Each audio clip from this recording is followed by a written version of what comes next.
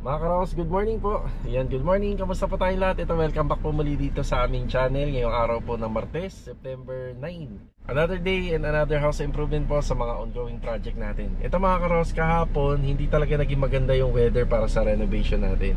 So magbibigay tayo ng update ngayon sa mga ongoing project natin dito sa Anyana Builder East, project natin sa Phase 4, at saka dito sa project natin sa Phase 5 and Phase 3. Samahan niyo po muli kami ngayong araw na to. Enjoy watching po. Let's go and tara.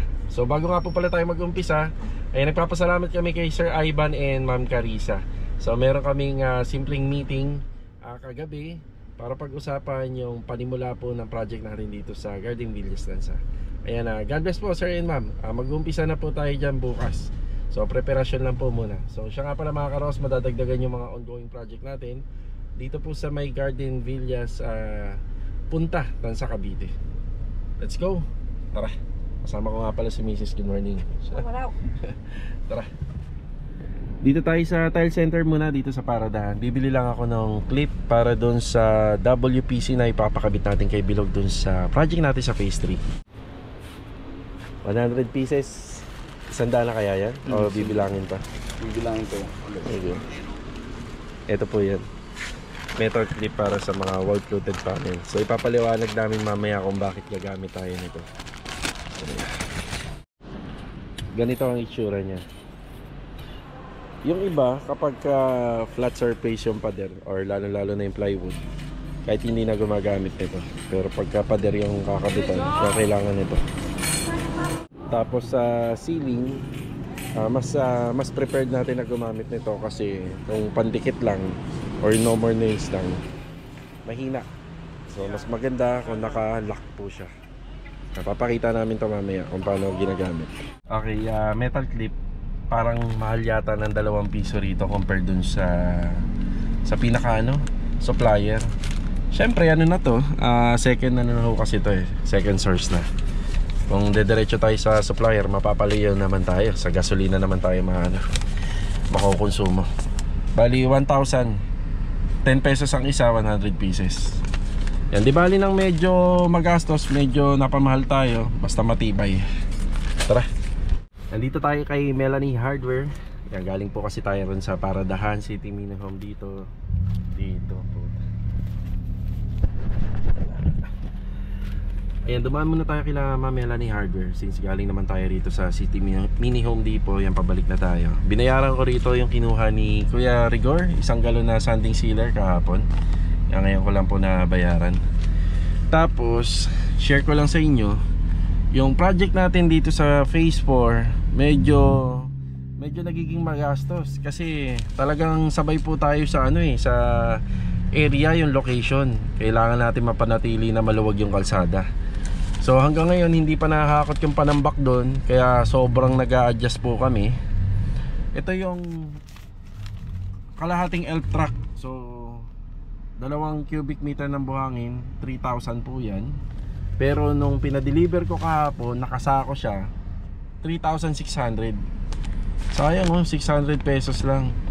Sayang din yung 600 pesos kasi nagpa-labor tayo rito, nagpasako tayo, tapos dineliver yun na nakasako. Plus yung materialis na sako pa. So yun, kung ganun ang lagi magiging sistema, medyo magiging magastos. Pero ngayon nagpa-deliver ako ng buhangin, hindi na po siya nakasako. Yan, pagdating doon, diretso po natin ipapasako na kasi may mga pondo na tayo ng sako doon Tara.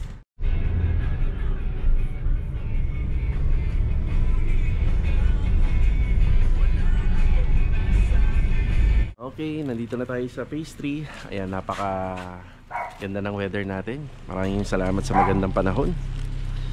Ayan, may mga buhangin pa kami dito. Ayan, si Adonis, nagkakabit na po ng flashing. Adonis, good morning. Good morning. Ayan, ito yung nagawa nila kahapon. Ayan, spandrel. Ayan, spandrel ceiling panel. Tapos meron siyang pailaw na pin light. Or depende kahit anong gusto ilagay ni client dito. Pero pwede rin naman pin light, pwedeng surface type. Ayan yung design ng spandrel ceiling namin. Ayan. Ito yung wall fluted panel. Bali 5-in-1 ang tawag dito. Yung 4-in-1 mas makapal pa yung pagkaka-emboss niya. Sa 5-in-1 naman medyo manipis. So ito na yung sinuggest ko kay client kasi gusto niya na ito yung ilagay sa ceiling. So pwede naman pong ipan-design yung mga ganitong klaseng wall fluted panel.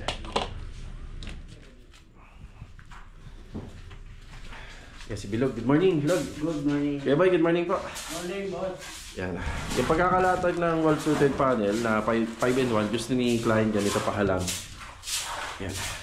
Tapos dito natin ginagamit yung mga metal clip. Yan, ganyan po siya. Tapos nakalock.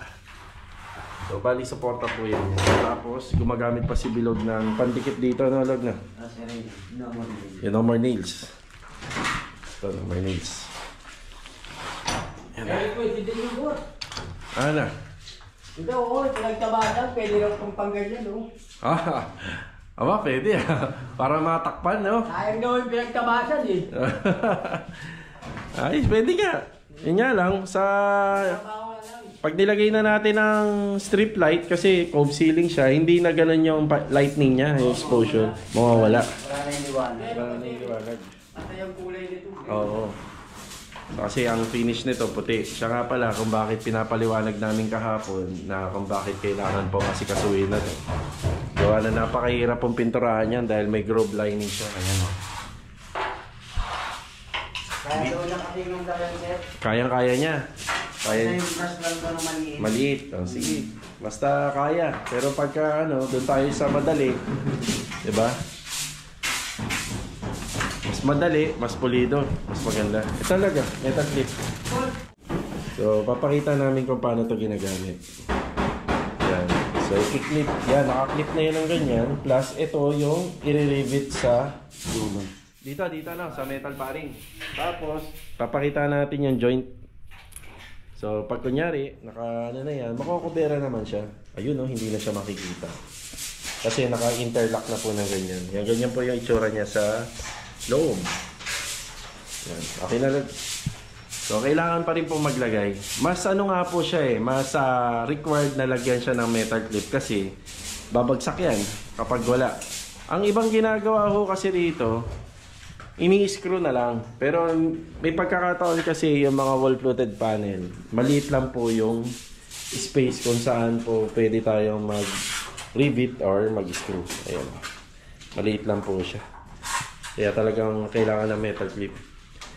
Bilog 100 pieces lang yan. Alam mo kung magkano? 1,000.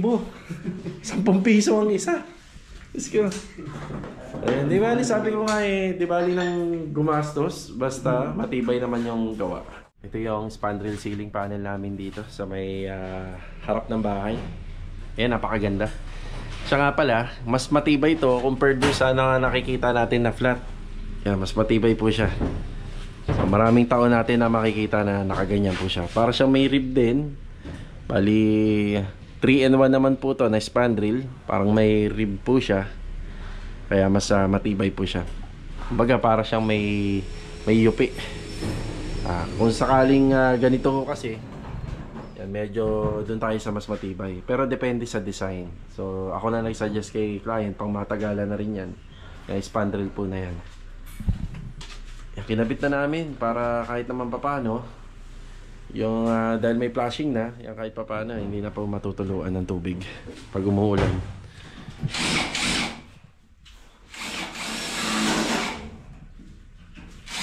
Bali kakaibang design ni client para sa kanyang cove ceiling pero medyo magastos yung mga ganitong klaseng design. Mas mahal po kasi ito compared do sa PVC panel.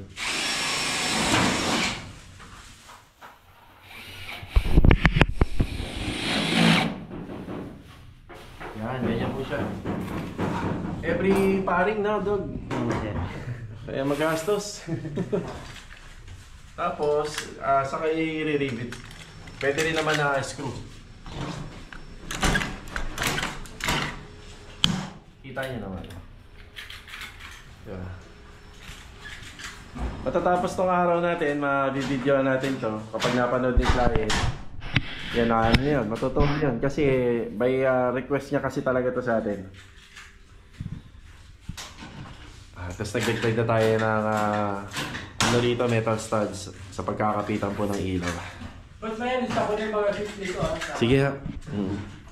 Ano po, Kuya Boy, bali manggagaling kay client yung switches. Sa kanya? Lista mo lang, tapos manggagaling sa kanya. Kakaiba yung switch niyan eh. Pero ganyan din. Ganyan din. Yan na. Mamaya, babalikan natin yung project natin dyan. Magbibigay pa tayo ng update pag natapos yung ceiling. Kuya Richard, good morning po Kuya Richard. Wala si Kuya Richard kahapon. Bali, matatapos si Adonis doon. Lilipat naman siya rito. Kailangan kasi may kabit natin yung mga flashing. Tapos dito tuloy lang naman yung plastering, tsaka yung installation ng tiles. Ito muna yung update. Tapos dito sa loob, saka na lang po itutuloy yung plastering dito. Asintadahan pa yan. Tapos itong banda sa likod, wala pang palitada yan eh. Tapos yung dito naman po, lalagyan pa natin ng metal framing yan. Tapos lalagyan pa natin ng kisame.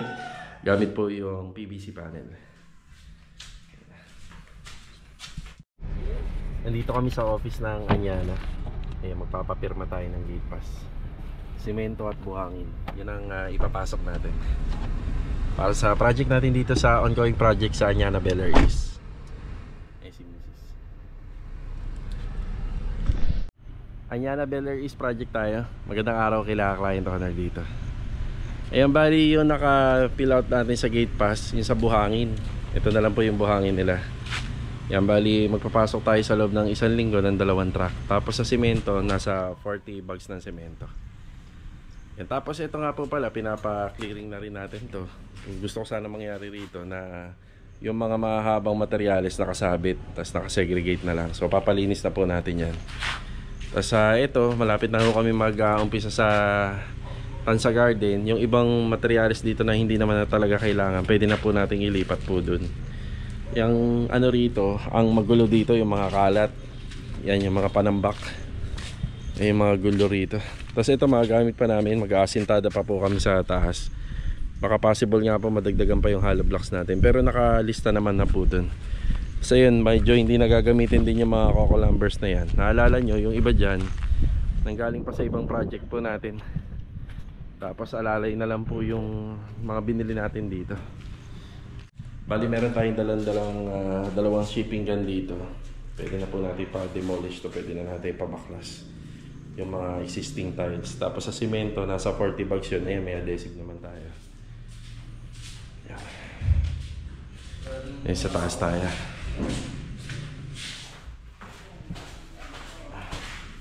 Ito, maasintadahan pa to.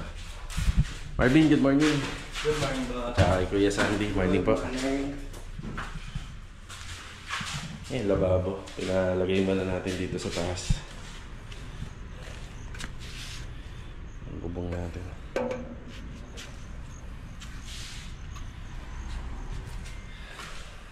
Puro plastering. Si Kuya Richard, nakapasok na pero doon na muna siya sa phase 3. Yan, papatapos lang natin nun. Ricky, good morning Ricky. Good morning. Kay Kuya Doming.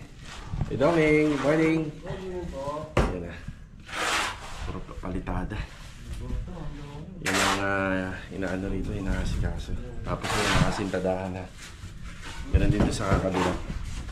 Kasi kapag nag-process tayo rito, kukunin natin yung elevation ng pagkakaslope ng bubong. Ayan, bali nagpa-schedule na rin ako rito ng segregation. May inuumpisa na rito sa baba. May mga inaasahan tayo sa susunod na linggo, baka itong parating na linggo na rin, PVC panel para po dun sa mga ceiling. Yan, isa sa mga inaasahan natin. Bali dun po namin balak ilagay. Tapos itong part ng area na yan, dyan natin ilalagay lahat ng tiles na na-order ni client. Tapos ang semento tsaka adhesive, bali dun sa back extension. Kasi itong banda rito sa may loob, i-dismantle na yung mga tiles. So kailangan wala na masyadong gamit. Yan na. Pwede rin pala kuya yung ginawa ni Adonis na gate.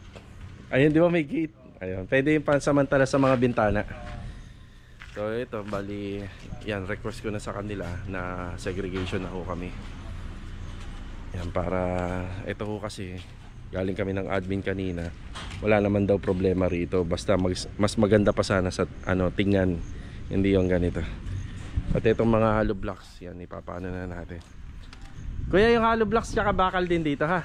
Basta dito maganda tingnan. Ayun dito banda. Okay, bali sila ng bahala. Tapos yung coco lumber naman, yun na ipapatayo na po natin dyan. Pag makaluwag-luwag tayo for pick up na po yan, pwede na po nating i-dispatch. Magtitira na lang po tayo ng para dito. Yan, marami naman na po kaming scaffolding just in case kung kinakailangan na magdagdag pa, magdadagdag tayo. Gawa ng may project naman tayo na malaki rito sa Garden Villas. Magagamit po natin sila. Yan, isa sa mga mahihirap pa na trabaho dito, yung renovation ng bubong. Yan, babaklasin po kasi natin yan lahat. Yan, papalitan na po natin. Yan. Hanggang doon na yun sa dulo. So ito muna yung update. Yan, araw-araw naman po tayo napunta rito. Kung hindi tayo makapag-vlog, ang importante na pagbigay tayo ng assignment. Bukod pa kay Master Jojo, bibigay din ako ng assignment pa doon sa mga gumagawa. Basta ang priority is yung more on plastering tayo. Tapos sa segregation naman yung mga helper. Bali ano yan, lagari sila. Kapag nakapag-supply na sila ng pampalitada ng halo sa taas, may konting oras yan, magsisegregate sila. Tapos bago mag-uwian, tulong-tulong po dun sa mga ibinibigay kong assignment sa kanila. Okay, pinasa na ni Mrs. yung gate pass. Pero siguro baka hapon na ako magpa-deliver ng materyales kasi nagpapaluwag pa po tayo, nagpapasegregate pa tayo ng area. Pupunta nga pala kami sa Tansa Garden Villas ngayon para ipasa na po yung mga ID. Para bukas wala na po tayo magiging problema sa gate. Tara.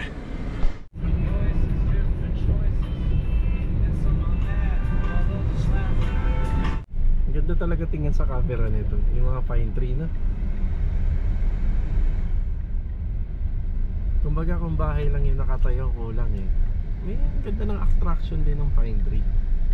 Yun nga lang kasi sobrang laki na niya. Mas malaki pa siya dun sa bahay, mas mataas pa. Yeah, may ikli lang sana. Yun yun dun, may iksi lang, sakto lang. Kalibel lang ng bahay.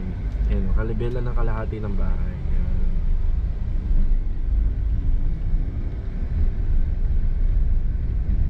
Ayan mga karos, okay na tayo rito sa Tansa Garden. Yan, maraming salamat din kay Ma'am Krisha sa pag-aasikaso po ng ID natin. Yan, secretary rito sa Phase 5. Ito na po yung mga ID ng workers. So para kahit papaano, makakapasok na po tayo ng dire-diretso at wala pong harang. Okay mga karos, after break time, yan, bago tayo magbigay ng update sa project natin sa Phase 5, tapos babalik tayo sa Phase 3. Pero dadaan din tayo ng project natin sa Phase 4. So ito, shoutout po kay Grace Carmen Ropa. Noong nakaraang araw pa to, nakalimutan ko i-shoutout. Bali, naging kliyente nila Master Bata ko, hindi ako nagkakamali, dito sa may bandang Bacoor, Cavite. Yan, nagpagawa rin po sila ng aluminum cabinet. Yan, shoutout po Ma'am Grace Carmen Ropa. Ingat palagi. Tapos sagot tayo ng mga konting katanungan. Ano to? Boss, tumatanggap ba kayo ng flood control? Grabe, no? Yung mga trending ngayon. So, hindi, syempre, pang renovation lang tayo. Yung mga ina-upload natin dito sa mga videos natin, may mga category po yan. So, kami po ay contractor for renovation. So, hindi po tayo mga general. So, ayan po, kay Mac. Ford MacLeod, yan, shoutout. Shoutout na rin po kay Sir Fernan Ramos. Nakapag-try na daw ba tayo ng row house? Ito, row house to. Tapos pinatayo na hanggang second floor. Wala pa po kasi dito sa location namin, bawal pa po yung itataas mo yung mga row house. So wala pa. Pero malay nyo, dumating din tayo dyan sa punto na yan. Abang-abang lang po rito sa aming YouTube channel. Shoutout po kay ma'am or kay sir. Nahirapan po akong banggitin yung pangalan niya. So ito po. So bali, magkano daw ba ang construction ban dito? Nag-umpisa dito 7,500, naging 15,000. So ngayon 50,000 na. Pero huwag kayong mag-alala mga karos kasi yung tanong po ni ma'am, talagang lahat naman po sa lahat ng subdivision ngayon may construction ban. Then refundable naman yan as long as sinunod natin yung guidelines at saka yung mga restriction di natin kinumply dun sa renovation project. Meron pa po isang comment dito si sir or si ma'am na bakit daw ba yung mga ginagawa nating bahay, bawal daw ba yung parking? So parking space. Meron lang po isang unit dito sa phase 6 na pwede kang mag-park. Ito yung mga project. So pakibalikan na lang. So sinabi din namin dito kung bakit propose siya for garahe. Pero meron naman pong mga unit na hindi po talaga pwedeng lagyan ng garahe, kagaya ng Row House, Angelique, yung mga Mia townhouses dito sa Lumina Homes. Bali, depende na lang po talaga sa location. Kagaya sa amin, nakapag-park pa kami rito sa may kalsada kasi medyo malaki pa yung prime area namin. Bali, ito mga karos, update na tayo. Let's go, tara. Ito na tayo sa phase 5. Ayan, magandang araw kay Sir Jason tsaka kay Mama Krishna. Bali, bukas kailangan na po nila yung materialis naman para dun sa bubong. Siya nga po pala, hindi ko pa po pala naisasuggest to kay Sir Jason kasi bulok na yung gutter niya rito sa likod. Yan na, wala naman po sa contract namin na papalitan to. So tingnan na lang po natin kung ano po yung magiging desisyon niya, kasi ito kompleto naman po kami sa gamit. Kung sakali pong papalitan niya, aabot din po to ng 3 pirasong 4x8. Yan, kulang kasi yung dalawa rito dahil naka-overlap naka-overlap na yung unit dito. May bulada na siya. Magandang araw po kay Kuya Philip. Good afternoon, Kuya. So ayan yung pintura natin, si Cappuccino by Rain or Shine. Ayan. Ano ba ina-apply na natin dyan, Kuya? Acrylic emulsion na. Makintab na. Ayun, linis na. Tapos yung grills, yung window AC grills natin, ayun, nakakabit na rin. Sige ha. Sige. Maganda ko sana pagka napunta ka sa area na yan, punas na ako kagad. Oo, diretso na. Tapos ayun yung ating AC grills na ikabit na ni Adonis nung mga nakaraan. Tapos yung aircon nakasalpak na rin. Yan. Tapos dito medyo makalat pa tayo. Ito sa harapan na. So bukas kailangan na nila i-lastosil dyan sa taas. Tapos yung bulada pala, yung eaves, pinapipinturahan ko na. Kasi sayang po yung pagkakassemble lang ang dami. So pag pumunta yung tao dyan, diretso na. Yan, hanggang dito. Para isang trabaho na lang. Yan, repair and maintenance bukas. Basta maganda yung weather. Yung kasing ganda ng weather ngayon. Master Dindo, good afternoon. Good afternoon! Yun linis buhay na to. Yan. Ang ganda na. Yan. May pala pag pinagasahan talaga pantay. Oo. Yung ilaw namin, boss. Yung ilaw sa... Ay, nakalimutan ko. Pasensya ka na. Pero, sige. Napalipat tayo, kailangan. Yan nga eh. Pero ito... Ayan, may mga... Tingnan nyo maigi to. Meron din ako nakikita. Ito. Nakita mo to? Oo. Yan, yung mga ano na yan. Butas-butas. Tapos ito, may tama rin dito sa kanto. Ayan. Yan, retouching na lang naman. Yung ilaw, nakalimutan ko. Nga pala. Ilang beses akong pumunta ng Tansa. Ayan. Tapos sa cornisa, ayan, meron na rin dito. Yung mga gamit namin. Kaya as in, wala pa ba tayong roof guard dito? Wala pa, no? Sige, yung mga gamit. Ito naman po sa second floor. Ayan. Ganda na. Napakalinis na. Pero magkakalat pa uli rito dahil ito. Pipinturahan pa po yung cabinet na yan. Yan.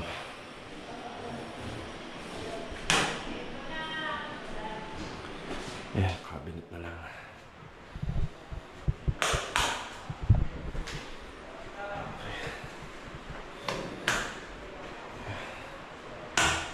Yan, marami pa pong gagawin. Pero at least kahit pa paano na halos paano na to? 80% na yung taas. Diba? Tapos dito sa first floor, malinis-linis na rin.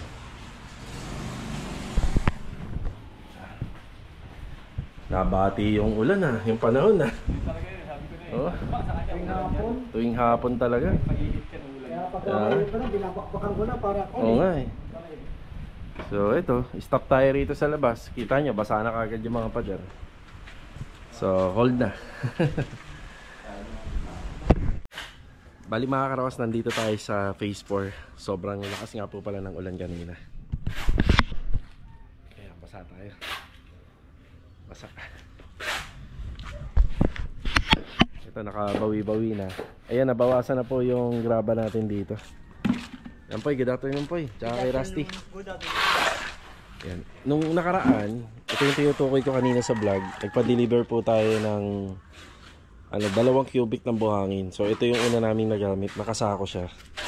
Yun nga lang, disadvantage, nagbayad tayo ng 600 dyan. Siyempre dun sa hardware, yung labor nung nagsako, tapos yun, sako pa.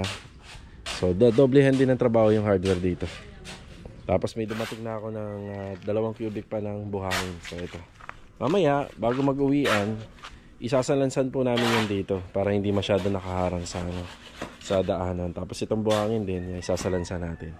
Kaya nga pala, nakapagpahakot na rin po tayo ng panambak dito. Pang ano na po yata ito, pang-6 na truck. So tapos na yung sa additional ni client, kasi yung mga hinahakot na dito yung para sa mga excavation na.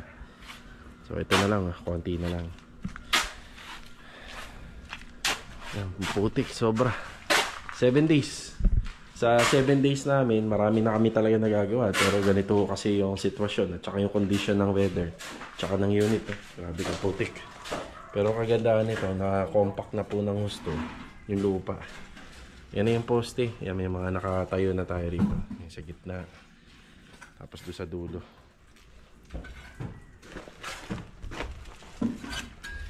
Si Kuya Jobin. Good afternoon po kay Jobin.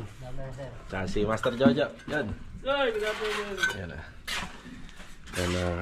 Asintada na po sila rito. Si HB Ling. Putik-putik. Grabe yung lupa. Oh. Dito na. Doble trabaho pa to mga karosa. Tiles. Kakayurin po ng ano to, ng pala. Kailangan talaga walang lupa.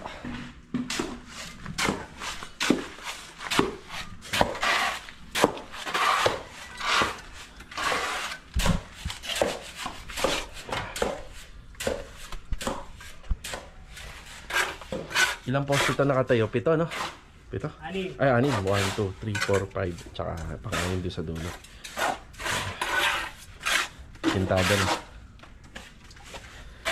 Yung opening na gusto ni ma'am dito, yung sliding. Yan nga lang kasi, baka hindi nga mabawi yung construction ba niya. Kasi sa design ng developer, dapat pinto, bintana, or bintana lang, or di kaya pinto lang. So, tingnan natin kung ano decision ni ma'am dito. Yan lang kasi kung sliding, pwede naman na. Pero mas susundin natin. Sayang kasi yung construction ba kapag binawi. Napakaputik.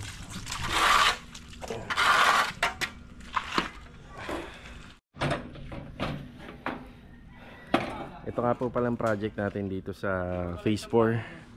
Yan, iiwanan lang natin ng mga ilang araw to. Ihintayin lang natin na matapos yan, yung 1 week ni Ricky doon sa Anyana. Tapos mga kasama ni Ricky rito, yun si Kuya Jobin. So dalawa silang magpapatuloy ng trabaho rito. Yan, bali yung grupo ni Master Jojo, si Marvin, si Rusty, si Epoy, sa ano na po sila, sa Garden Villas. So layout, tapos excavation. Yan, tatayo ng butterboard.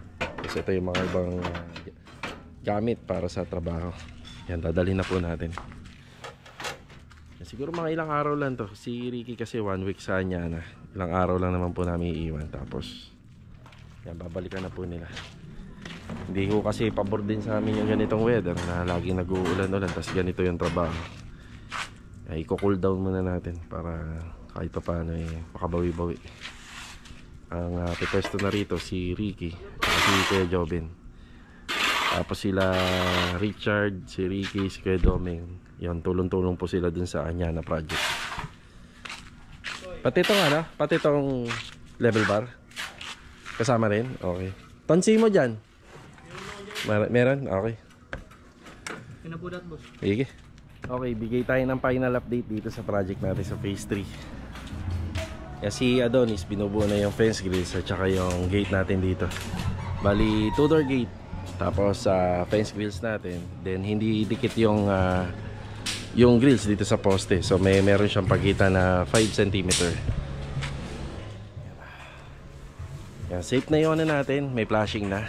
Yung spandrel. Yan. Kulang na lang dyan yung sidings. Tapos dito yung cove ceiling binubuo na. Tapos nilalagyan na lang po ng mga pailaw yan. Yan. Ganda rin ng kinalabasan ng ating wall fluted panel. So itong wall fluted panel, hindi lang siya basta pang wall accent, pang ceiling din. Ayan o. Pin light. Bali sa pin light, puro tricolor lang naman yung ginagamit natin. Ayan.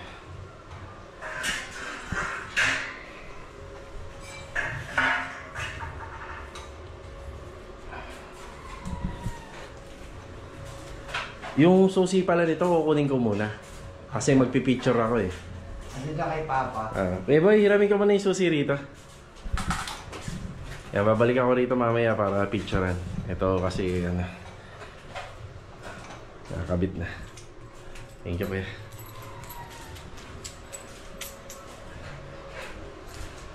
Tapos ito, hard deflex na lang to. Or yung Pisum board na lang, yung ceiling dito.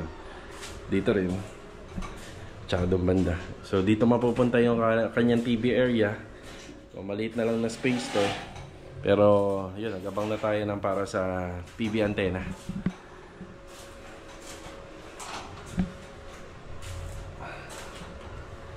Medyo hindi pa natin masyado ma-appreciate yung design na ceiling kasi wala pang mga ilaw. Malalagay pa ng riser dyan. Ang ganda na.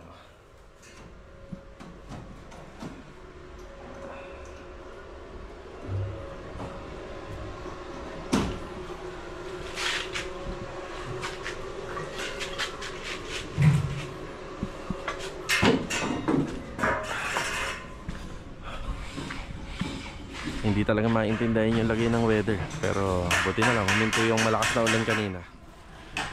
So hanggang dito na lang po muna yung vlog natin. Yan, kita-kita na lang po ulit for the next video. Yan, God bless. Paalam po muna.